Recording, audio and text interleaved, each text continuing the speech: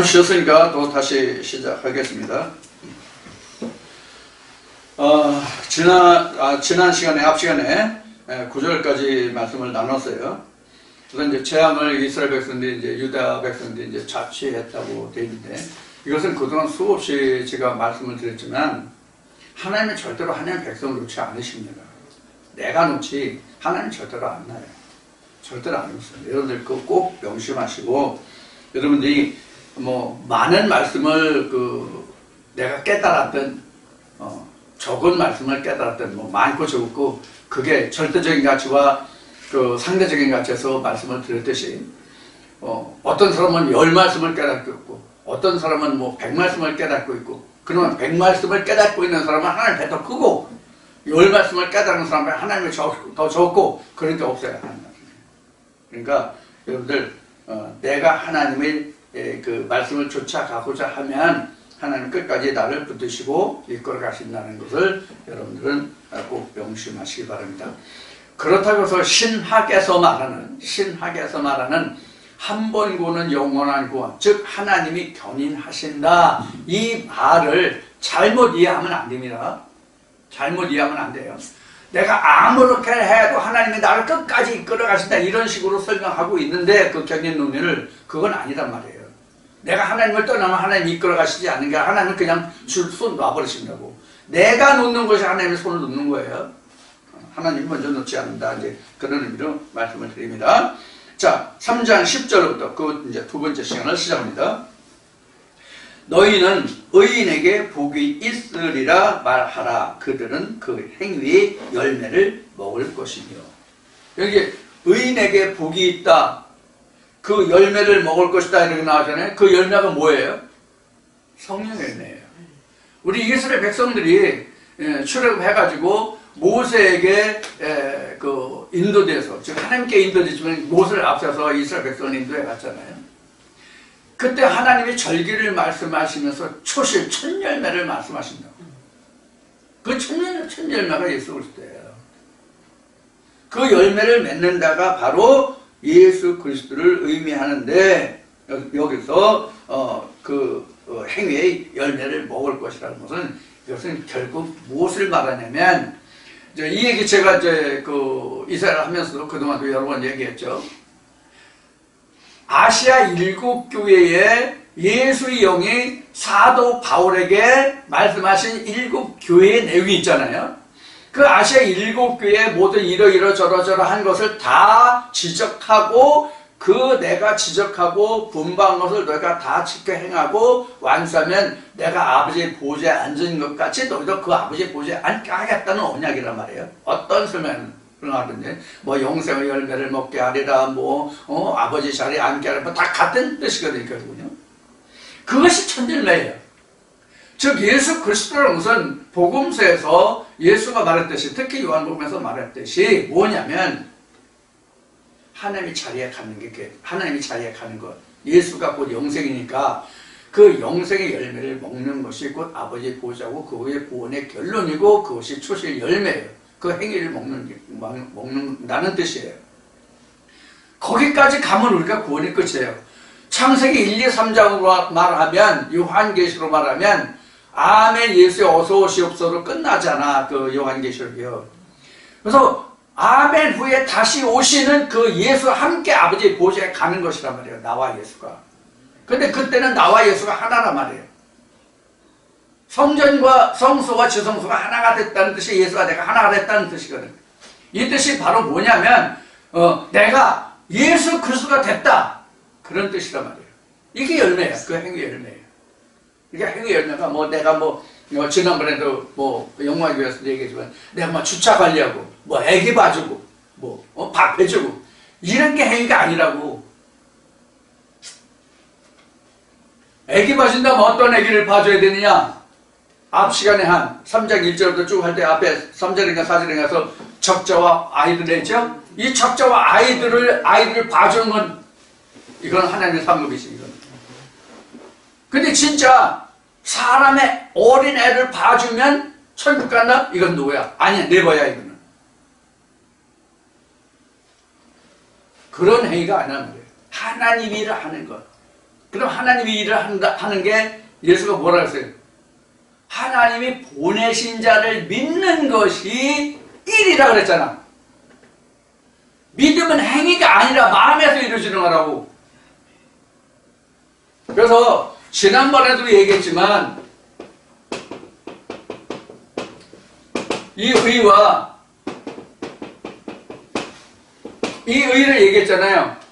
이건 사람이라는 건 이거는 율법에서 행한 의를 얘기하는 이거는 믿음으로 행한 의예요. 이거는요. 이건 마음이고 이건 몸이란 말이야.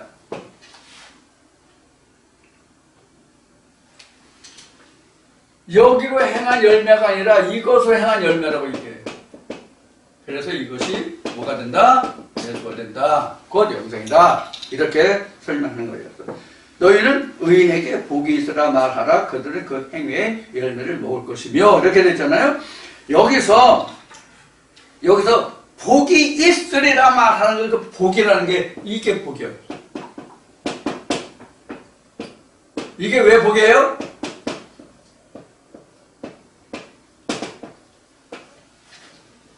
이 의가 복이라고. 이 의가 이게 복이라고. 영생. 그 복이 있으리라. 악인에게는 화가 있으리니 화가 있을 것은 그 손으로 행한 대로 보응을 받을 것입니다. 행한 대로. 한쪽은 이렇게 해갖고 한쪽은 이렇게 해갖고. 그러니까 여기에 대한 보응이 뭐예요? 복음서로 말하면 혼인잔치에 초대를 받았는데 예복이 없는 자잖아. 이게 예복인데 예복이 없는 자잖아. 밖에 내쳐도 어떻게? 이들 가라. 이게 보응이요. 각자 행한 대로 갚음을 받는 거란 말이에요. 그래서 이제 보고서에 보면 이런 말씀이 있잖아요. 주여, 내가 세상 사는 동안 주의 이름으로 이것도 하고 저것도 하고 그것도 하고 다 했잖아요. 그런데 다 모른다고요? 아이, 섭하네 진짜. 주님 그럴 수 있어요? 내가 얼마나 주님 이름으로 열심히 했는데. 그래서 주님이 뭐라고 아 그렇구나. 내가 혼돈했네? 내가 잘못 생각했네. 그래도 들어와라 이랬어요? 내가 쫓겼잖아. 밖에서 일을 슬피면 일을 갈았다고 했잖아. 그럼 뭘 했어? 이걸 했어. 주의 이름으로 내가 했단 말이야. 주의 이름으로 내가. 주의 이름이 있는데 내가 했어. 내가.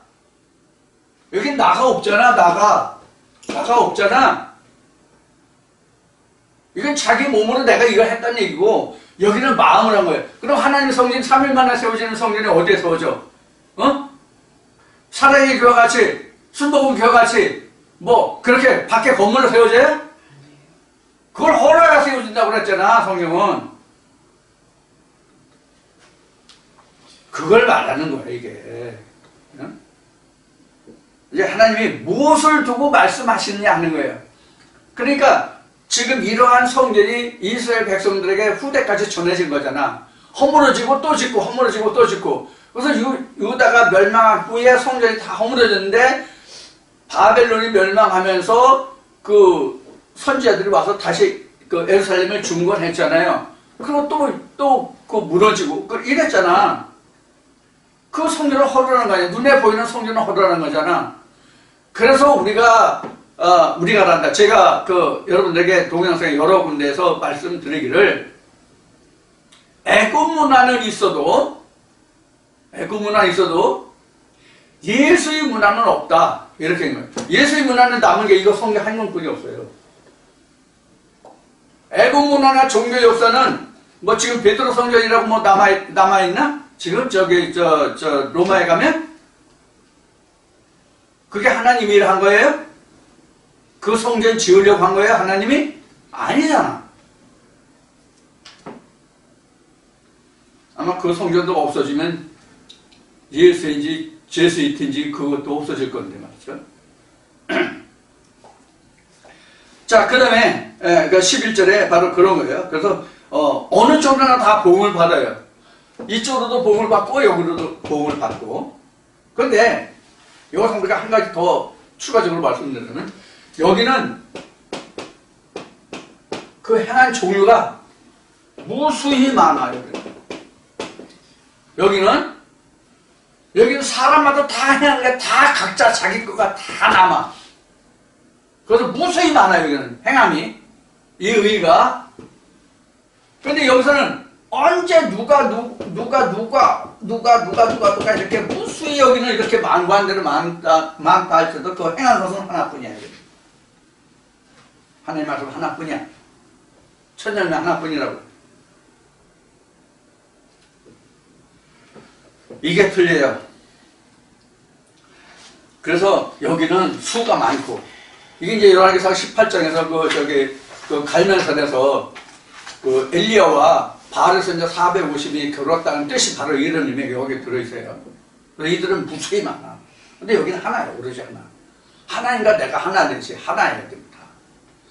그런 뜻을 여러분들이 여기서 좀 이해하시고, 그 다음에 12절에 보면 내 백성을 학대하는 자는 아이요 관할하는 자는 부녀라.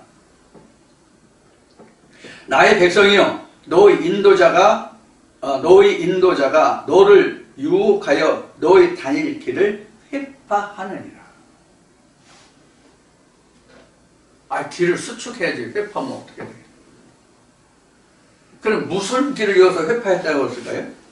내 백성을 학대하는 자는 아이요. 철부지란 말이에요. 여기서는 여기서 지금 12절에서 아이라는 말과 앞에 4절인가? 4절에 한 그 적자와 아이와 이게 같은 뜻이에요. children이에요. 이렇게 내 백성을 학대하는 자는 철없는 자예요. 좀 어린 아이들이요. 그 이사야 이제 27장에 28장에 가면 경계를 그 지식의 교훈의 교훈을 더하면서 하는 말이 뭐라 그래요? 젖떨어진 아이에게 하려는가 이런 말씀이 나오잖아요. 바로 그런 거예요. 그런 어린 아이예요. 앞에는 이제 영적으로 어린아이였다면 여기서 이제 그런 뜻이에요. 그래서 이렇게 어린아이요 관할하는 자는 부녀라. 이 부녀라고 하는 뜻이 지금 이게 이시아인데, 부녀가 지금 이시아예요. 지금 그 히브리어로는 이시아로 되어 있는데, 이것이 이제 그 헬라어로 보면 다 이제 이게 귀인으로 나오는데, 이것도 우리가 좀 구분을 할 수가 있어야 돼요. 구분을 할 수가 있어야 돼요. 이제 어떤 부녀냐 하는 거예요. 이제 부녀가 같은 부녀가 아니에요. 여기서 지금 아이도 같은 아이가 아니듯이 부녀는 다 같은 부녀가 아니에요. 그래서 여기서 부녀와 여기 아이라고 하는 것은 하나님의 백성이죠. 이스라엘 백성이라고 하면 결국 하나님의 백성이잖아요. 왜? 하나님의 치리를 받는 자들이 이스라엘이니까.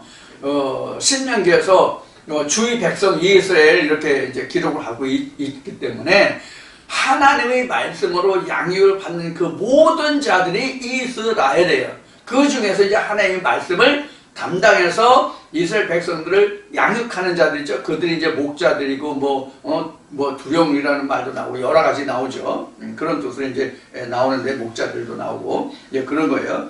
그래서 여기서 부녀라. 그러니까 이 부녀는 또 하나 설명한다면 부녀라고 하는 것은 처녀라는 거고 여자라고 하는 거고, 부녀하고 보면은 처녀나 여자라는 것은 통틀어서 말하지만은 같은 이시아로 나오는데 통틀어서 말하는 거지만, 여기서 굳이 부녀라고 하는 것은 어떤 의미가 있냐면 자녀들이 있다는 뜻이에요.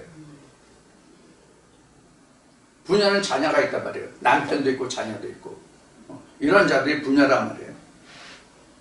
그래서 이러한 사람들이 하나님의 백성의 그 인도자죠. 나의 백성이요 너희 인도자가 너를 유혹하여 너희 다닐 길을 회파한다. 이런 사람들이 다 유혹해서 이스라엘 백성이 갈 길을 다 회파. 여기 말씀이 그렇게 나오죠. 너희 다닐 길을 회파한다. 그러니까 뭐냐면 그 성경에 보면 정로와 첩경이라는 말이 나오죠. 하나님을 향해서 가는 그 길을 정로와 첩경이라고 말하잖아요. 이 정로와 첩경이 회파된단 말이에요. 우리가 하나님의 말씀이 다르지 못하면 정로가 회파되잖아. 정로와 첩경이 회파되잖아. 그럼 어떻게 길을 잃거나 갈 길을 갖지 못하거나 그런 것이 되잖아요. 이런 사람들이 하나님께 사랑을 받을 수 있겠냐고, 은혜를 입을 수 있겠냐고. 자, 12절 다시 한번 내용을 한번 봅시다. 내 백성을 학대하는 자는 아이요 관할하는 자는 부녀라. 나의 백성이요 너의 인도자가, 그러니까 아이와 이 부녀가 인도자가 됐잖아요. 이들이 너를 유혹해서, 이스라엘 백성들을 유혹해서 너의 다닐 길을 회파한다. 그러니까 그 목자들이 제대로 된 놈인지 살펴봐라, 이 얘기가 아니에요? 살펴보라고 했으니까 살펴보라고 안 돼 있나? 여기 회파한다. 다닐 길을 회파하느니라. 그러니까 회파하는지 아는지 살펴봐야 되는 거 아니에요? 근데 우리 그거 우리 교회 다니면서, 일반적으로 교회 다니면서, 저도 그런 역사가 있지만, 교회 다니면서 우리가 이런 생각을 하고 교회 신앙생활을 해본 적이 있냐고? 없잖아요. 그냥 교회 가는 것으로, 출석하는 것으로 헌금도 하고 목사가 하는 말을 뭐라 그럴까? 순종한다 그럴까? 그 목사가 치리하는 대로 그냥 조착한 거 외에는 다른 게 한 거 있냐고. 한번 이 길이 옳은 길인지 바른 길인지 염려하거나 걱정하거나 해본 적이 있냐고. 없잖아요. 저도 교회에서 어떤 문제가 생겨서 교회에서 내쫓김을 받은 후에야 비로소 이것이 과연 옳으냐, 하나님이 있느냐 없느냐, 이것을 알아보게 된 결과가 오늘날 내가 하나님께 내가 찾아진 결과를 낳았어요. 그렇지 않으면 나도 거기에 고개 접고 그냥 있을 거라고, 지금까지도. 자, 이게 다 결국은 뭐냐면 이스라엘 백성의 치리자의 잘못이잖아. 백성의 잘못이 아니잖아. 백성은 알고자 찾고자 해도 그걸 가르쳐줄 자가 없잖아. 그래서 성경에 대해서 궁금해서 물어보면 그거 다 알아서 천국 갑니까? 그냥 믿으면 가면 됩니다. 의심하면 죄입니다. 이런 식으로 말하잖아요. 저도 겪어본 바지만은. 이러한 것이 우리가 그동안 신앙생활을 하면서 내가 살펴보지 않았고 두드려보지 않았고 한 문제예요. 그래서 성경 복음서에는 찾아라, 그럼 찾아질 것이요. 두드리라, 그럼 열 것이요. 이렇게 되어 있잖아요. 그럼 우리가 찾고 두들겨 봤냐고. 안 했잖아. 그냥 여기가 지옥인지 천국인지도 모르고 그냥 여기가 조사오니 그러고 앉아 있었잖아요.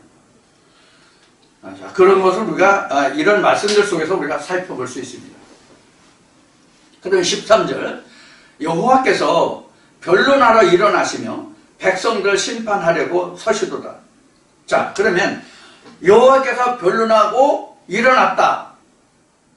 여호와께서 변론하려고 일어섰다. 언제 이러셨어요? 언제 이렇게 하셨냐? 지금 이사야가 지금 13절에서 여호와께서 변론하러 일어나셨다고 지금 했잖아. 그럼 하나님이 언제 앉아 계셨다가 일어나셨나? 누구하고 그런 변론하면 누구하고 변론하겠어요? 누구하고 변론해야 맞겠습니까? 이제 이것도 우리가 생각해봐야 돼. 여기서 하나님이 변론하러 일어나셨다. 그럼 누구하고 변론하려고 일어나셨나? 이걸 생각해봐야 되잖아요. 누구하고 변론하실까? 그럼 지금 이제 이런 질문을 해봤어요. 누구하고 하나님 변론하실까라는 질문을 했잖아요. 그럼 하나님이 누구와 변론하셔야 맞겠습니까? 지금까지 말씀을 들어본 것을 보면 멀리 가지 말고 앞 시간에 한 말씀을 들어서 하나님이 누구와 변론하러 일어나셨는지를 봅시다. 크게 따지면 이스라엘 백성이에요. 크게 따지면 넓게 보면 이스라엘 백성들의 그 중에서 누구? 이스라엘 지도자들. 이스라엘 지도자들이 말씀을 받아서 그들이 이스라엘 백성들을 치리하잖아. 그러니까 이스라엘 백성들 앞에 하나님이 그 치리라를 줘서 하나님을 대신하게 했잖아. 쉬운 예고로 레위 족속이잖아. 그 중에서도 아론 족속이잖아. 그들하고 변론하는 거예요. 야, 내가 이만저만 너에게 말씀을 이렇게 주지 않았냐? 이런 말씀이에요. 근데 너는 왜 이렇게 하느냐? 이게 변론이에요. 그러면 하나님이 직접 일어나셔서 이렇게 할까요? 누구를 통해서 이렇게 하실까요? 지금 하나님과 이스라엘의 친일자들과 변론자로 나선 사람이 누구예요? 이사야잖아, 이사야. 이사야가 그 친일자들 들으라 그러잖아, 들어라. 이게 하나님이 일어나신 거예요. 지금도 하나님이 저를 통해서 말씀하시는 이것이 지금 하나님의 백성들을 향해서 일어나셔서 지금 변론하시는 거예요. 지금 종교 지도자들에게 귀 있는 자는 들을진저 이래 되는 거예요.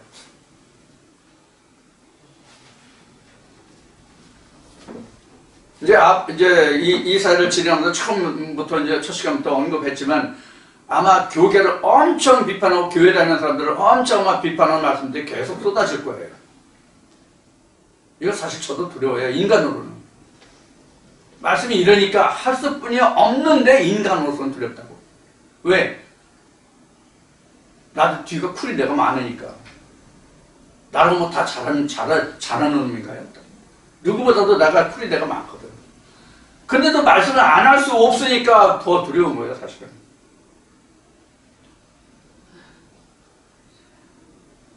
목사보다 하나님 앞에 범죄를 많이 하는 놈이 없어요. 특히 저 같은 사람 더해요. 왜? 참 하나님의 말씀이 계시기 때문에. 두려운 거예요, 그러니까. 여러 번 얘기했지만 목회한다는 것이요. 일반 교회 목사들이나 세상 사람들, 교회 다니는 사람들 다 목사면 하나님께 뭐 축복을 받아, 복을 받아, 어쩌고 저쩌고 그러죠? 이거 천만에 만난에 콩가루떡이에요. 진짜 하나님의 음성을 들어보세요. 진짜 하나님의 음성을 들으면 축복, 영광 좋아하지만 코 다치니까 정말로.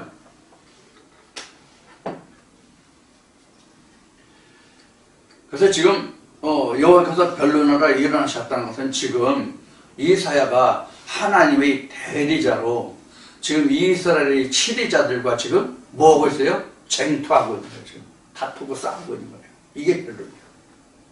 지금 너희들아 이스라엘 뭐야 들어라 그래 지금 나왔잖아요.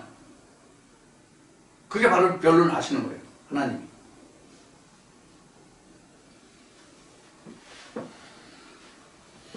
14절에 여호와께서 그 백성의 장로들과 방백들을 국문하시되 포도를 삼킨 자는 너희며 가난한 자에게서 탈취한 물건은 너희 집에 있도다.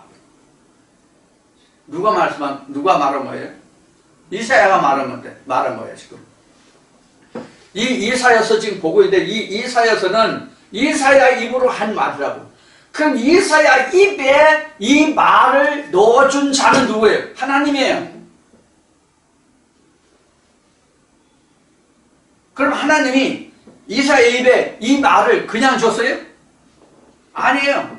아모스 3장에 아모스서 3장에 기록된 말씀하시 하나님이 이렇게 말씀하시더라고. 내 종 선자에게 모든 것을 미리 보이지 않고는 행하심이 없다. 하나님이 이사야에게 이미 이상을 다 보여주신 거예요. 이사야 1장 봅시다. 이사야 1장 1절 다시 봅시다. 유다 왕 요시야와 요담과 아하스와 히스기야 시대에 아모스의 아들 이사야가 유다와 예루살렘에 대하여 본 뭐다? 이상이다. 이 이상을 보여준 자는 누구냐고? 하나님이요. 그럼 우리가 여기서 좀 하나님의 이상을 이사야에게 보여준 이 하나님이 뭐냐? 성경이에요. 성경이 하나님이라고 요한복음 1장에서 공부했잖아요. 우리 요한복음에서. 그래서 모세가 하나님을 만났다. 모든 선지자들이 하나님을 만났다. 선지자를 만났다. 이게 바로 뭐냐? 이 성경 안에서 만난 거예요. 성경 안에서 말씀해서.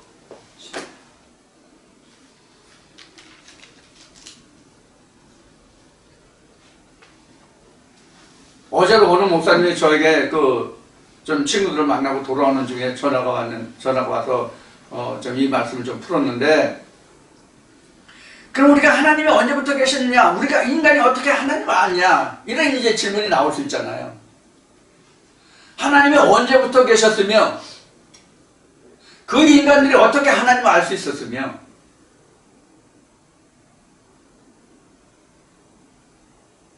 더 나아가서는 심지어 우리 인간에게 언어가 언제부터 있었느냐?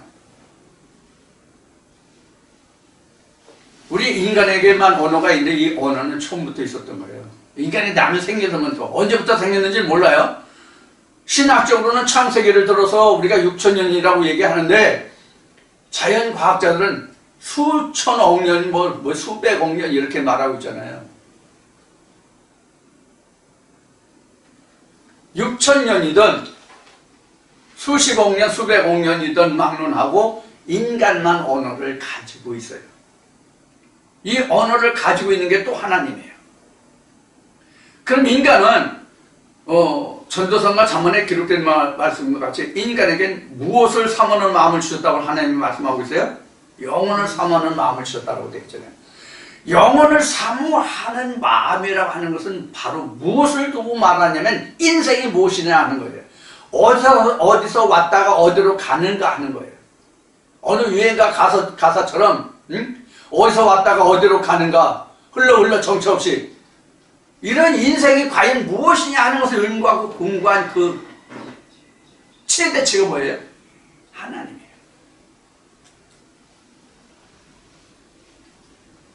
하나님이 뼈와 살은 없다고 앞 시간에 얘기했고 그동안 요한복음 하면서 수없이 얘기했어요. 하나님 뼈와 살이 없기 때문에 인간이 그 신이라는 것을 사모하는 가운데 하나님의 신이 신학적인 용어로 말한다면 인간에게 나타나신 바 된 거예요. 즉 현현했다라고 이제 신학에서는 얘기를 해요. 그렇게 현현하신 거예요. 다만 우리가 인간에게 문제가 있는 것은 언어는 있으되 글자가 언제부터 있었느냐는 문제죠.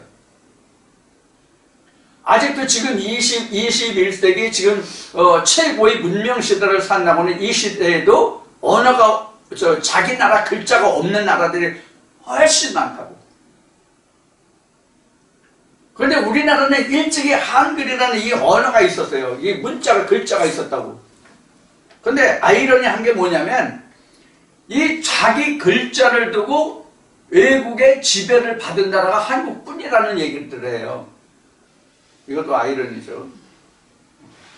물론 이제 그 히브리인들도 외국의 지배를 많이 받았죠. 자기들이 요구하는 그런다. 심지어 나라가 없어지게. 이게 이제 하나님 배반했기 때문에 그런데.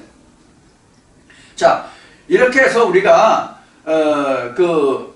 하나님에게 나간다는 이 자체가 그 언어가 있기 때문에 하나님을 우리가 찾을 수 있는 거고, 그리고 인간이 그 지혜, 하나님이 창세기 보면 인간에게만 지혜를 주었다고 그랬잖아요. 그 지혜를 준 것이 하나님께 그 범죄하는 그런 결과를 가져왔다고 하면서 하나님이 인간 지혜심을 한탄하시다 후회하셨다라고 말씀이 기록할 정도잖아요. 자, 그래서 인간이 언어가 있으므로 하나님이 입으로 조상의 입으로 이렇게 구전으로 전해온 거야. 그러다가 문자가 생기면서 성경이라는 것이 주어진 거예요. 우리가 모세오경이라고 이야기하는데 모세오경을 보면은 창세기는요 모세의 글이 사실은 아니고 아담 때부터 야곱의 족속들이 어떻게 애굽까지 흘러와서 그들이 살았는가의 히스토리를 정리한 거야. 엄청 긴 세월 동안 전해져 온 거를 창세기 한 장에 기록한 거라고. 그래서 창세기 한 장이 기록한 것이 천지창조에서부터 야곱 족속이 애굽으로 내려간 그 종려나무 몇 주라는 것으로 사실은 끝나잖아. 그래서 출애굽기가 이어지는 거잖아요. 거기서부터 출애굽이 이어진다. 그러니까 창세기의 기록은요 수백 년인지 수천 년인지 수억 년인지 사실 물음표라고. 이걸 이제 언제나 이제 창세기 할 때 이것이 이제 어떤 의미인가를 이제 말할 때도 이제 올 텐데 왜 창세기가 그렇게 뭉뚱그려져 있는지 그것을 이제 우리가 이야기를 좀 나눌 때도 오겠는데 바로 이제 그런 것이란 말이에요. 그래서 우리가 하나님은 계셨을 때 하나님이 우리가 지금 보고 있는 것은 우리가 그러니까 성문율법이라고 얘기하잖아요. 성문율법. 글로 적혀 있는 율법. 그런데 구전율법이라는 게 있단 말이에요. 신학 하시는 분들은 아시겠지만 구전율법이라는 게 있단 말이에요. 조상의 입으로부터 전해져 내려오는 하나님 법. 자, 그래서 우리가 하나님을 찾게 되고 하나님을 알게 되는 거예요. 하나님이 영으로 계시지만 하나님이 영의 존재지만 인간이 그 자체가 무엇인가를 고등동물이라고 얘기하죠. 우리가 이 자연과학에서는 사람을 고등동물이라고 얘기해요. 고등동물은 그 시작과 끝을 알고자 하는 그런 마음이 있거든. 거기에서 철학이라는 것이 생겼고 종교라는 것이 생겼는데 이 종교에서는 하나님의 신을 받은 자들과 사람의 배움으로 가는 자들과 이렇게 두로 나눠진 거예요. 정확하게 얘기하면 하나님을 찾는 자들과 율법자들과 철학자들, 이 세 가지 부류로 보면 돼요. 정신세계는. 거기서 우리가 이제 하나님 아는 지식, 이제 이렇게 돼요. 그래서 오늘날 우리가 이 성경이 있어서 우리가 하나님을 찾아가는 길라잡이가 되고 있는 것이죠. 자, 이제 변론에서 이제 좀 장하게 여러 가지 설명을 드렸습니다.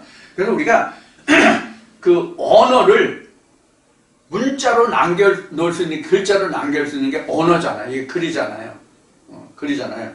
이 글이 오늘날 그 하나님의 자리를 차지하고 있다. 그런데 이것은 이 글이라는 사실 생명이 없죠. 생명이 없기 때문에 이것을 말씀이 육신을 입어야 바로 때가 된다는 얘기예요. 그래서 이 성경은 뭐예요? 성경을 전에 한번 설명한 적이 있는데, 성경은 바로 뭐냐면, 성경이란 이렇게도 볼 수 있어요. 성경은 천국, 뭐다? 설계도다. 이 설계도를 각자에게 실현시키는 거예요. 각자에게 실현시키는 거예요. 이거를 성경은 성전이라고 얘기하는 거예요. 이거를 좀 거창하게 얘기하면 창조라고 얘기하는 거예요.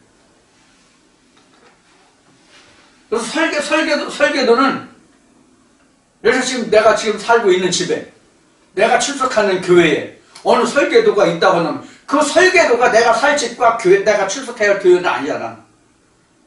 그걸 각종 자재를 써서 세워놨을 때, 건축했을 때 비로소 이 설계도가 내가 사는 집도 되고 내가 출석하는 교회도 되고 그렇잖아요. 그것이 현실화된 건 실현한 거잖아.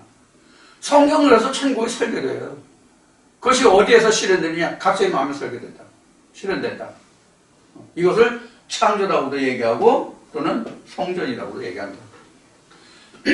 그 실천은 예수예요.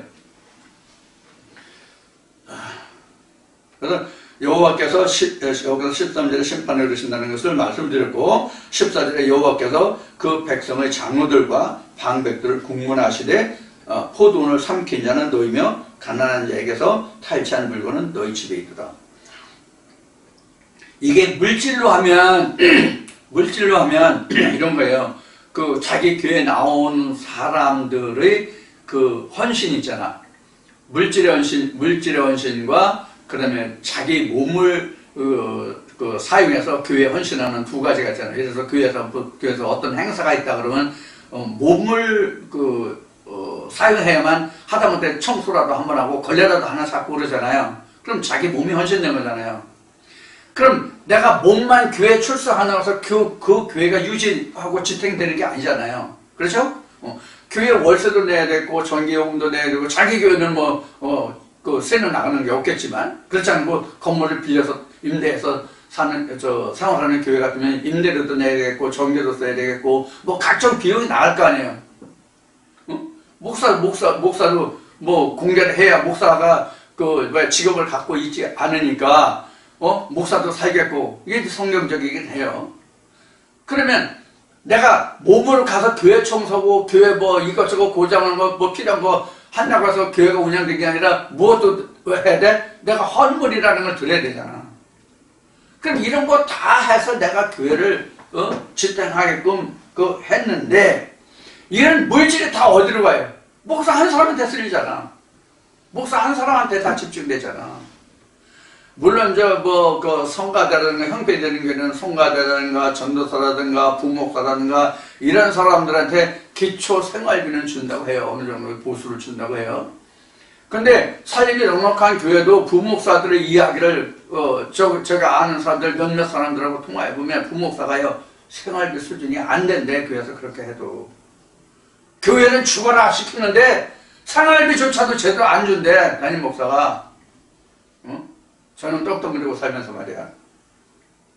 이것도 개 같은 경우야. 이것도. 자기 새끼들은 다 외국 유학 보내고 말이야. 시골 교회들에 자기 목사들이 자기 자식들이 웬만하면 다 외국 보냈더라고. 그 돈 모자라면 그냥 새벽 기도부터 지어 짜고 그러더라고. 지금은 어떤지 모르세요? 벌써 이제 한 17, 18년 전쯤 일이니까. 자, 그래서 그들을 구문하시겠다는 거야, 지금. 포도를 누가 삼켰냐, 포도를. 포도를 삼켰다는 것은 무슨 뜻이에요? 포도를 삼켰다는 뜻이 무슨 뜻이냐고. 주의 백성들의 영혼을 갉아먹었다는 뜻이에요. 그 영혼을 죽였다는 뜻이에요. 포도원을 삼켰다는 뜻이 이런 뜻이라고. 뭐 어느 집사가 어느 장로가 뭐 어느 성도가 포도원 했는데 그 포도원을 어느 뭐 저기 뭐야 그 저기 저 북이스라엘의 어떤 왕이 그 나봇의 포도원을 그 삼킨 거 그걸 얘기하는 게 아니에요. 영혼을 삼켰다고. 영혼을. 요한복음 15장 상고해 보세요. 포도원이 뭔가. 그래서 이런 걸 한 사람들이 누구라고요? 장로들과 방백들을 국문한다. 그럼 왜 국문한다고 해서 포도를 삼켰기 때문에.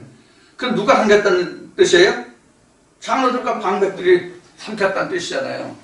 그럼 이스라엘 방백들과 장로들이 누구예요? 이스라엘 7인자들이잖아. 그럼 하나님이 누구와 지금 변론하시는 거예요? 이스라엘 지도자들과 지금 변론하시는 거구나. 그래서 결국은 하나님이 이사의 입에 있어서 그 이상으로 하나님의 말씀이 이사야의 입에 있어서 이사야가 이스라엘의 지도자들과 지금 변론하는 거지. 그러니까 표면적으로는 뭐예요? 표면적으로는 네가 잘났네, 내가 잘났네. 네가 잘했네, 내가 잘했네. 지금 이게 표면적으로 보면 지금 이사야서를 보니까 에레미야서하고는 관계가 없으면 에레미야도 당시에 하나님의 말씀이 이러이러하다. 유다 백성들이 느부갓네살한테 70년 동안 몽에 매리라 하니까 이 거짓 선자들이 뭐라고 그랬어요? 에레미야를. 그 나무 멍에를 메고 가게 하는 징조를 보여줬는데 나무 멍에를 거짓 종교 지도자들이 나무 멍에를 잘라버렸어. 그러니까 하나님 어떻게 했어요? 그들에게 쇠망야를 짊어졌잖아. 그래도 말 안 들으니까 에레미야를 어떻게 했어요? 그래도 에레미야가 굴복하지 않으니까 어떻게 했냐고. 이 거짓 종교 지도자들이 그 왕궁 시대에 뜰 그 우물에 에레미야를 가둬버리는 이런 일까지 생겼었잖아요. 그러니까 이게 표면적으로 보면은 서로가 서로를 못 먹어서 으르렁으르렁 싸우는 것 같아. 표면적으로 보면. 그 내면을 모르면. 이 얘기를 왜 하냐면 지금 제가 이런 말씀을 통해서 지금 현재 교계가 어떻고 목사들의 행태가 어떻다라는 것을 말하면 그래 너 잘났다 너 마음다 그들을 지금 욕만 하고 그들 잘못됐다고만 얘기하고 너 잘났다는 얘기가 되잖아. 그러니까 사람의 싸움으로 보이잖아요. 그럼 그 이면에 들어오면 뭐 때문에 그래요? 하나님의 말씀을 놓고 그런 거지. 그래서 앞에 말씀드린 게 그거예요. 내가 그분들과 무슨 이해관계가 있고 나와 어떤 무슨 상관 관계가 있어 내가 그들을 나무라고 말할 이유가 뭐가 있냐 하는 얘기예요. 지금 표면적으로 보면 이런 거거든. 실제로 그래서 교계 간에 교파 간에 싸움이 일어나는 것이 절이나 교회나 똑같거든. 이게 이것 때문에 싸우는 거야. 네가 옳다 그러다. 뭘 놓고 싸워? 실제로는 밥그릇 놓고 싸우는 거야. 지금 이것도 보면 밥그릇 놓고 싸우는 거다. 예수가 십자가에 달리는 근본적인 이유가 뭐예요? 바리새인들의 밥그릇에 손댔기 때문에 그런 거예요. 표면적으로 보면.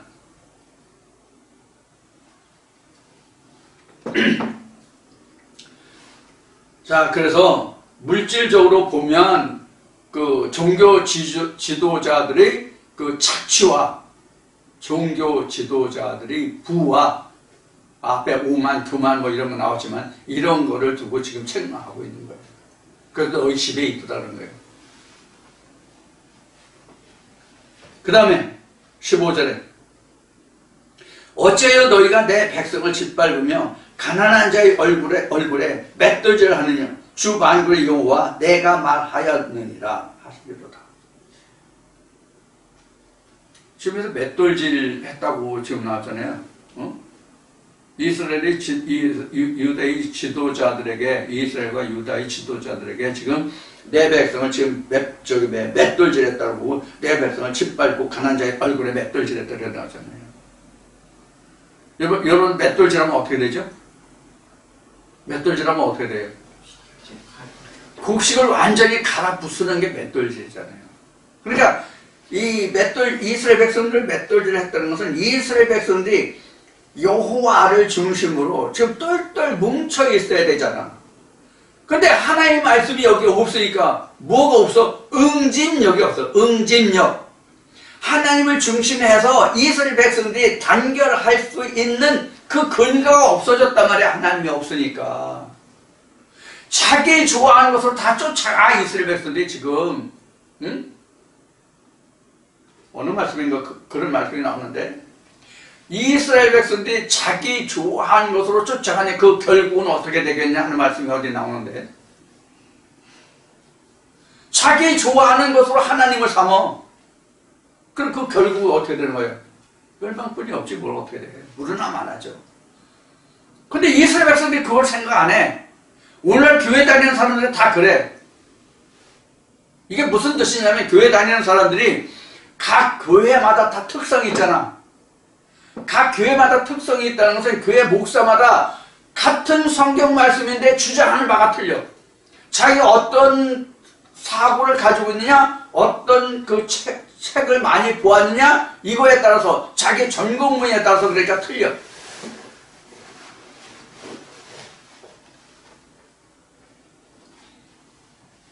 그래서 에레미야서에는 이렇게 되어 있는 거예요.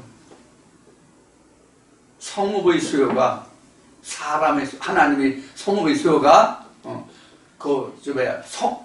성읍이 예를 들어서 교회가 10개면 그 10개가 다 신이다. 다 하나님이 각자 다른 신이다. 그래서 신의 수요가 각 성읍의 수요와 같다 이렇게 되어 있어요. 또 같은 에레미야 말씀에 다른 말씀에는 이스라엘의 성읍의 수보다 신의 수가 더 많다. 한 말씀은 이스라엘 성읍마다 그 하나님이 아는 다른 신들의 수가 같다라고 했는데 그 성읍 수보다 더 많대. 예를 들어서 교회가 100개면 100개가 다 다른 신이라는 얘기인데 그 100개 신이 있다라고 한 말씀이 있는가 하면 교회가 100개면 신은 200개다 300개다 이런 뜻이란 말이에요. 그러니까 이스라엘이 하나로 뭉칠 수가 있냐고. 하나님이 다 자기의 하나님인데 왜 제가 그동안 하나님 표 하나님을 찾지 않고 자기 표 하나님을 찾는 자들이 많다라고 얘기했는지 아시겠죠? 제 얘기가 아니라 성경이 그렇게 기록해 있어서 한 얘기예요. 그래서 여기에서도 지금 내 백성을 짓밟고 가난한 자의 얼굴에 맷돌질하는 이러한 사람들이 바로 누구냐? 그러니까 지금 여기 좀 산상 가루가 되는 거지. 쪼각쪼각 나는 거 지금 교회가 이스라엘 백성들이 한 교회에 다녀도 하나님의 말씀이 구심점이 없으면 내가 다니던 교회 집사실에 다니던 교회도 그렇지만 이게 쪼개지고 갈라져. 이런 패거리 저런 패거리. 그런 교회도 우리가 흔히 듣는 얘기는 누구는 목사패, 누구는 장로패, 장로가 2명, 3명, 누구 어떤 장로패 이런다니까? 여러분 지금 이 말씀을 들으시는 분들 중에 자기가 다니는 교회를 한번 살펴보세요. 그런가 안 그런가?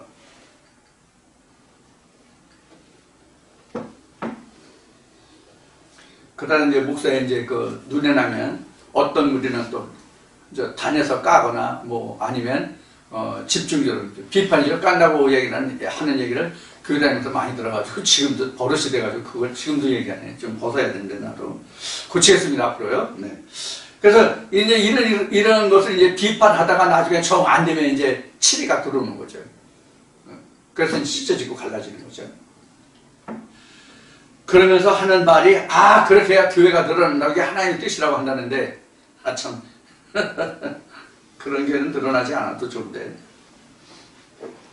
자, 그래서 지금 15절에는 말씀이 그렇게 연결되고 있습니다. 16절에 여호와께서 또 말씀하시되 시온의 딸들이 교만하여 느린 목 정을 통하는 눈으로 다니며 악의죽거려 행하며 발로는 쟁쟁한 소리를 낸다 하시도다. 이게 지금 여자라는 그 말이 나오죠. 시온의 딸들 뭐 이렇게 해서 여자가 나오는데 이거 실제 여자가 아니에요. 하나님의 백성들을 이야기하는 거예요. 하나님의 언약을 받는 백성들이 지금 딸이고 시온이고 여자들이에요. 그런 사람들이 이렇게 하나님께 대해 이런다는 얘기예요. 지금 거리로 밟으면서 나도 이만저만 안 돼, 이만저만 안 돼, 이만저만 안 돼. 내가 이런데 저런데, 내가 교회 뭐 권사인데, 장로인데, 뭐 집사, 안수 집사인데 하면서 이제 이런 모습들을 여기서 이렇게 표현한 거예요. 이게 교회마다 없질 않아요. 다 있어요. 그래서 이제 복음서에 가면은 겸손하고 뭐 자비하고 이런 이야기가 그래서 나온 거예요. 어떤 인간이든지 간에 사람과 사람에 대한 자랑할 것이 있고 험도 있고 티도 있고 그렇지만은 하나님 앞에 뭐 자랑할 것이 있어. 인간이 우리 인간이 아무리 정하고 깨끗하게 산다 할지라도 하나님 앞에는 추하고 더러운 뿐이 없어. 뭘 악의적거리고 다니고 뭘 자랑할 게 있어. 이 뒤에 보면 뭐 별게 다 나와요. 여자들의 장식품 종류는 다 나와 뒤에. 이 장식품이 바로 뭘 얘기냐면 실제 여자들이 그 장신구를 많이 해가지고 왜 여자들이 장신구를 좋아하는지 모르겠어요. 요새는 남자들도 장신구를 좋아하고 그 화장하고 뭐 이렇게 뭐 모양 내고 하는 걸 좋아한다는데 바로 젊은 지금 아가씨들이 그 요새는 잘생긴 사람을 그렇게 좋아하잖아요. 우리 때는 그 사람이 능력 있는 거, 열심히 일하는 모습을 좋아했던 것 같은데 지금 여자들은 그 외모로 그 예쁜 남자를 선호한다는 것 같아. 여하튼 이 뒤에 이제 16절을 좀 보고 있는데 16절 이 뒤에 보면 여자들이 그 각종 장신구를 하고 다니는 그런 모습들이 나와요. 이게 실제 장신구가 아니에요. 여자들이 그런 것을 좋아한다는 의미에서 장신구를 기록했을 뿐이지 그게 모든 것이 무엇을 뜻하냐면 자기가 교회 다니면서 자기 나름대로의 역할과 자기 나름대로의 그 역할에 따른 뭐예요? 자부심이라는 게 있잖아요. 나도 이 교회에서 이만큼 한다. 나도 이 교회에서 이만큼 목사인데 씨를 받고 있다. 이런 일을 하고 있다는 게 있잖아요. 그게 다 장신구예요. 그런 게 장신구라고. 하나님 앞에는 장신구가 없어요. 하나님 앞에는 장신구가 없다고. 오로지 말씀뿐이 없고 하나님 앞에는 장신구가 있어봐야 아론에게 입혀준 옷과 그가 하나님 앞에 들어갔을 때 하나님 앞에 그때는 이제 그 지성소에 1년에 한 차례씩 대제사장이 그 백성의 죄와 자기의 죄를 함께해서 지성소에 들어갈 수 있었잖아요. 법궤 앞에. 그러면 종교학자들이 말하는 바에 의하면 하나님을 잘못 섬겨가지고 즉사하는 경우가 있었잖아요. 그래서 제사장이 들어가서 하나님 앞에 실수해서 잘못해서 죽게 되면 어떻게 하느냐 하는 그 염려 때문에 대제사장 옷에 방울을 달고 그래서 그 방울 소리가 안 나면 흔들어 봤다는 거야. 줄을 당겨가지고. 그래서 이게 살았는지 죽었는지 대제사장이 이제 그 성전을 가르치는 제사장 복장에 대해서 이렇게 얘기하는 목사들의 얘기를 들으면 그런 얘기를 해요. 장신구는 이런 것뿐이 없다고 하나님이 주신 장신구는 예를 들어서 머리에 이마표인데 여호와께 성결 가슴에 흉패를 주는데 12지파의 이름과 보석, 그리고 그 술을 달아서 방울소리가 나서 그가 죽음을 면케하는 거, 이런 거 외에는 장신구가 없다고 하나님 안에서는. 그것을 크게 따지면 앞에 얘기했듯이 겉옷과 속옷이 있는 것인데 겉옷에 그런 장신구를 달았다고. 이 여호와 앞에 성결하지 않으면 하나님의 여호와 하나님 법궤 앞에 갈 수가 없었거든. 근데 지금 누구나 다 가잖아. 지금 어떤 형식으로 하든지 간에 말씀을 선포하는 그 자리가 어디예요? 지성소예요. 지금은 말씀이 선포되는 자리가 지성소라고. 말씀이 선포하는 자의 자리가, 섰는 자리가 옥상이든 지하든 막론하고 그곳이 지성소야. 즉 법궤가 있다는 뜻이란 말이야. 지성소라는 얘기는.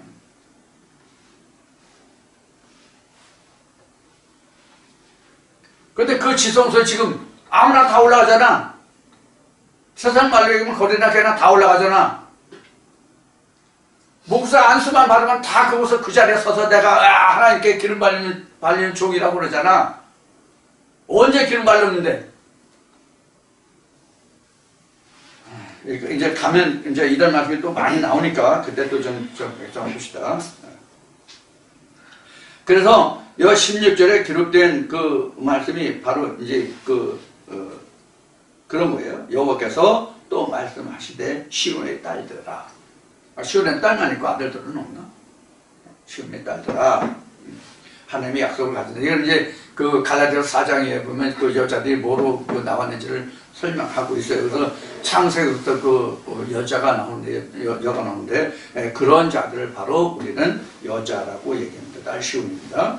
느린 목, 정을 통하는 눈으로. 이 정을 통한다는 얘기는 이제 간음이잖아요. 이게 정을 통하는, 정을 통하는 눈으로, 이게 이제 눈으로 간음하는 건데, 이게 그 간음이라는 것이 뒤에서 이제 또 다시 굉장히 많이 나오니까, 이사야서 많이 나오니까 이제 또 어떻게 되겠지만, 간음이라는 게 하나님의 신 말고 다른 신을 끌어들이는 거예요. 내가 쫓아가는 하나님의 길보다 다른 길을 더 좋아 보이고, 그러면 이게 눈으로 이게 간음하며. 듣는 간음이 있고 보는 간음이 있고 그렇단 말이에요. 성경에서는. 그것을 지금 여기서 의미하고 있어요. 그래서 발로는 정쟁한 소리를 낸다 하시되, 이게 뭐냐면 이제 걸을 때마다 자기 다니는, 자기 행하는 그런 이제 표를 내는 거. 이게 뭐 정쟁한 소리를 낸다. 앞에 이제 방울 얘기했잖아요. 그럼 그 옷에 방울을 달고 가만히 앉아 있으면 괜찮아. 움직이지 않으면 소리가 안 나겠지? 근데 움직이면 어떻게 돼? 소리가 나는 거잖아. 그런 얘기예요. 그러니까 자기 그 행하는 바를 드러내는 거예요. 아, 나도 이렇게 한다고. 그것이 이제 바로 여기서 있는 쟁쟁한 소리를 낸다 하시더라. 17절, 그러므로 주께서 시온의 딸들의 정수리에 딱지가 생기게 하시며 여호와께서 그들의 하체로 드러나게 하시리라. 여기서 정수리와 하체가 나왔죠. 이 정수리라고 하는 것과 하체라는 것을 보면 우리 지체의 어느 부분과 어느 부분이에요. 맨 높은 곳과 맨 낮은 곳을 얘기하는 거예요. 지금 정수리와 하체라는 것은. 근데 하체라는 것은 은밀하게 숨겨져 있는 것을 뜻해요. 은밀하게 숨겨져 있는 것을 뜻해요. 이제 그러니까 여기는 앞에 여자도 나왔고, 뭐 그러니까 그 정수리는 이제 이마니까, 우리 순수한 말로 이제 이마가 정수리잖아요. 정수리라고 얘기해요. 정수리와 하체하니까 우리 치부를 생각할 수 있는데, 그 하체가 아니라 그 사람이 은밀하게 행하고자 하는 그 뜻이 하체예요.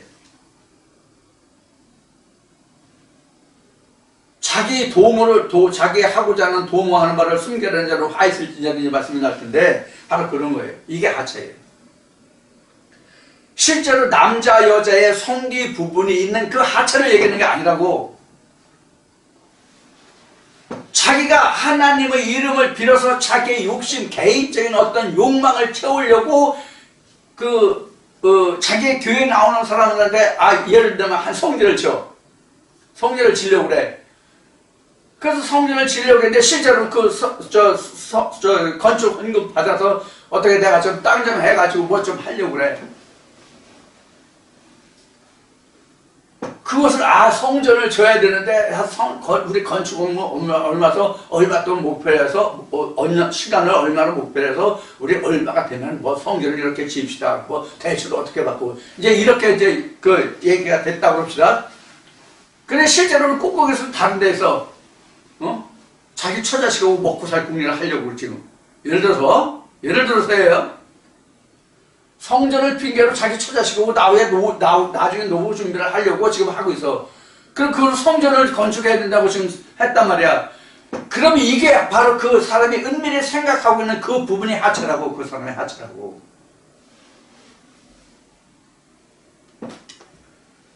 떳떳하게 하려면 그 하차가 되지 않으면 나 이만저만해서 참 먹고 살기가 힘든데 나 나중에 노후를 위해서 목회를 내가 좀 부담 없이 하기 위해서 여러분들이 이렇게 해서 나를 좀 도와서 집 한 채 지금 전세살에서 하고 있는데 월세를 살고 있는데 생활 이만저만하다. 그러니까 당신들이 좀 십시일반으로 헌금해서 몇 년 동안 기간해서 당신이 해서 내가 안전하게 고쳐 살게 해서 당신들에게 목회를 할 수 있게 해달라. 이렇게 하면 괜찮은데 그걸 숨기고 교회 지차고 했다면 그게 바로 하차라고. 그 사람한테 도모하는 걸 숨긴 거잖아요. 그런 뜻이에요. 이게 하차라는 것이. 그래서 실제 어떤 성적 부분을 얘기하는 그런 치부가 하차가 아니라는 거 여러분들에게 말씀드립니다. 이 글자 뜻은 하차가 맞아요. 맞는데 바로 의미는 그런 것이다 하는 얘기예요.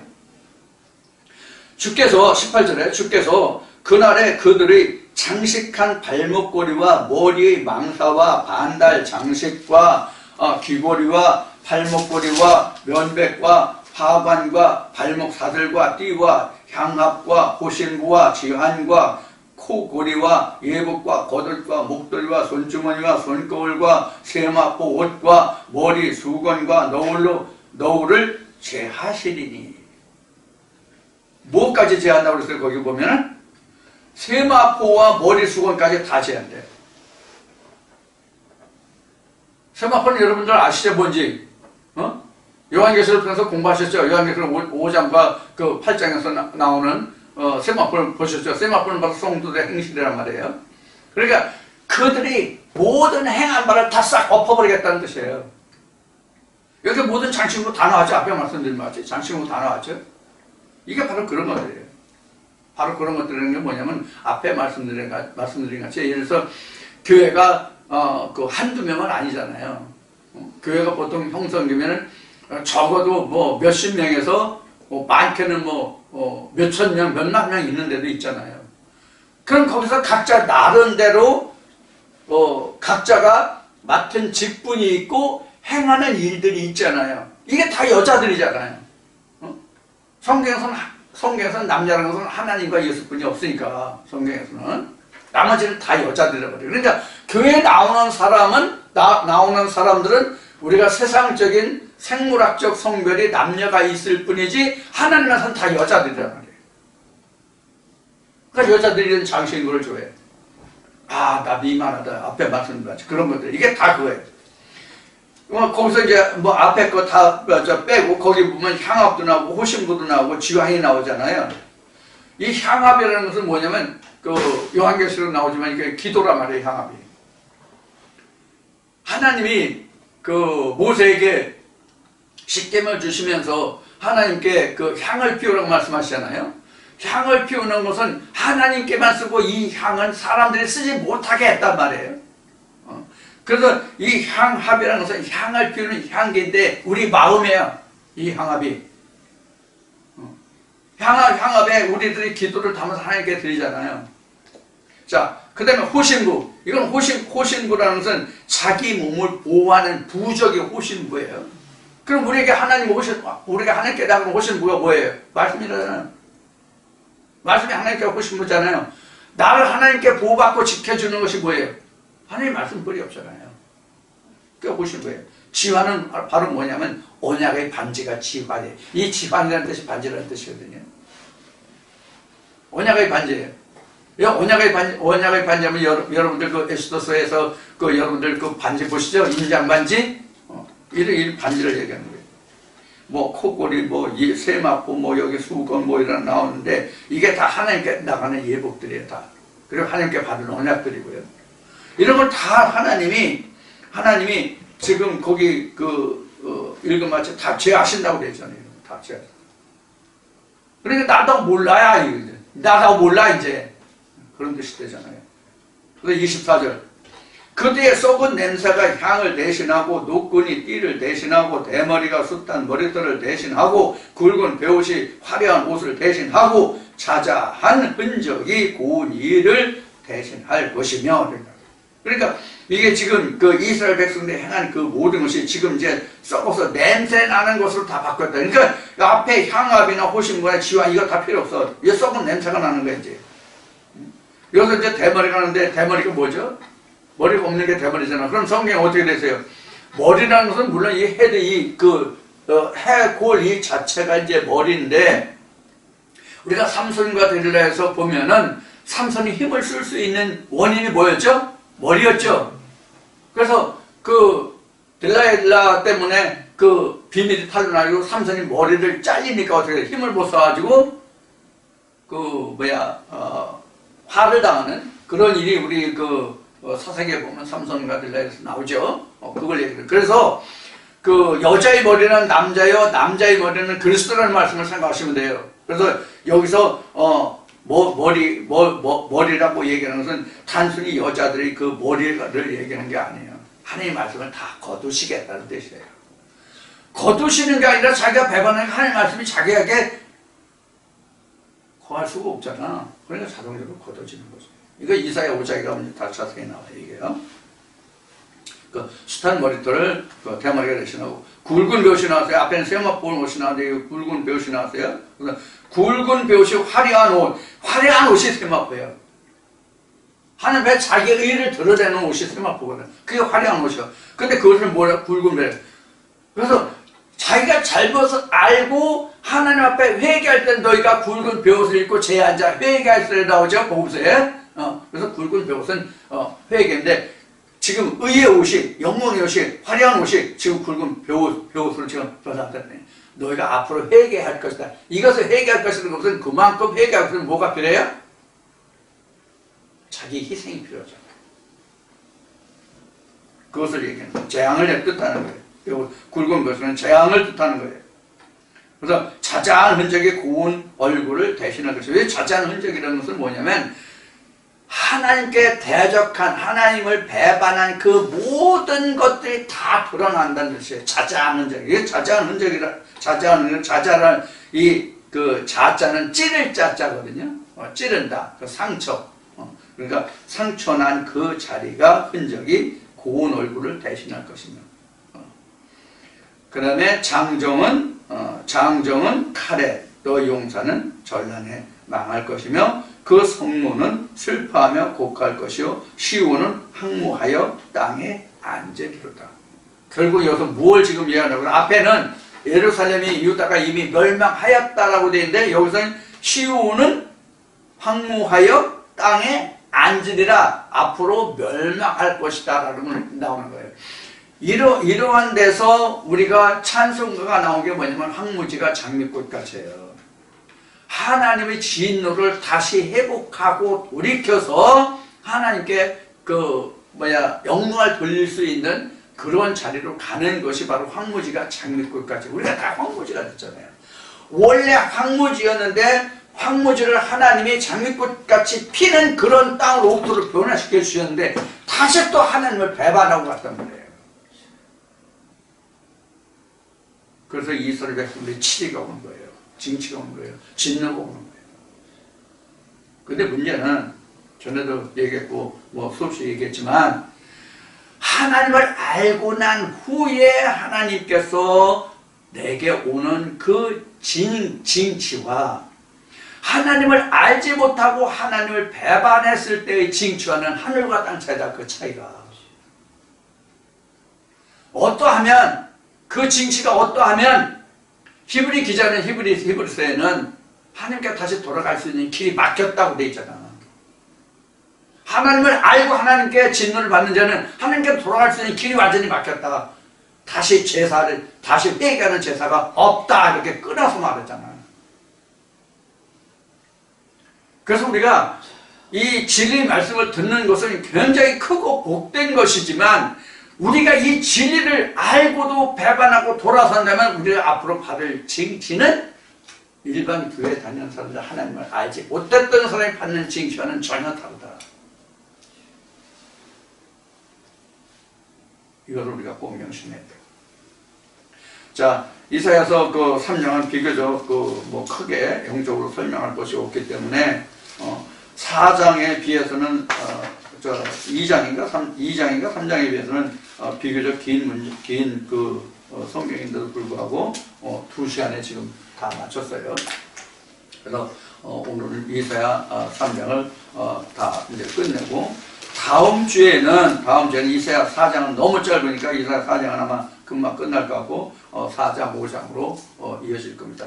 중요한 것은 우리가 이 말씀을 들으시면서 항상 이 말씀이 자기를 돌아보는 말씀이 되어야 한다는 거예요. 이거 수없이 얘기했죠. 그래서 이제 다른 말로는 우리가 이 말씀을 들으면서 가장 큰 일은 뭐냐면 자기 용문을 목회하는 거다. 자기를 목회하는 것이다 라는 얘기를 제가 많이 하잖아요. 바로 그게 제일 중요한 거예요. 내가 먼저 하나님 앞에 산 자가 되어야만 내가 하나님 앞에 의가 되고 그로 인해서 내가 다른 영혼을 돌아볼 수 있는 여력이 된 거예요. 내가 살지 못해서 누구한테 뭘 얘기할 수 있겠어요. 이런 면들을 오늘도 여러분들에게 꼭 당부의 말씀을 드리고 이제 앞으로 말씀이 좀 더 과격해질 거예요. 이제 가면서요. 말씀 진행하면서 이러한 점도 여러분들 충분히 좀 용납할 수 있는 그런 마음의 자세를 가져주기를 부탁하고요. 또 하나 부탁드리고 싶은 것은 지금까지 내가 들어왔던 이 말씀들을 다 뒤로 하고 내려놓고 이 말씀을 새로 입문하시는 분들은 처음부터 이제 막 시작한다는 생각으로 아무것도 모른다는 생각으로 이 말씀을 받으시면 이 말씀이 좀 더 쉽게 여러분들에게 다가올 것이고 이 말씀이 얼른 들어서 이해되지 못하는 부분들은 여러분들이 자꾸 반복해서 들으시고 또 아주 다가오지 않는 말씀은 그냥 묻어두세요. 그냥 다른 말씀 들으세요. 그럼 다른 말씀을 통해서 내가 그동안 알지 못했던 말씀이 또 풀려나요. 이것이 이제 성령의 역사니까 이런 데 부담 갖지 마시고 지금 말씀드리고 당부드린 대로 여러분들이 그렇게 하나님께 나가는 그런 모습을 보여주시면 하나님이 반드시 좋은 길로 인도해 주실 것입니다. 제가 드린 말씀을 꼭 믿으시고 그렇게 따르셨으면 고맙겠습니다. 자, 그러면 이제 날씨가 무더워지는데 한 주간도 건강 유념하시고 다음 주에 다시 건강한 모습으로 다시 뵙겠습니다. 감사합니다.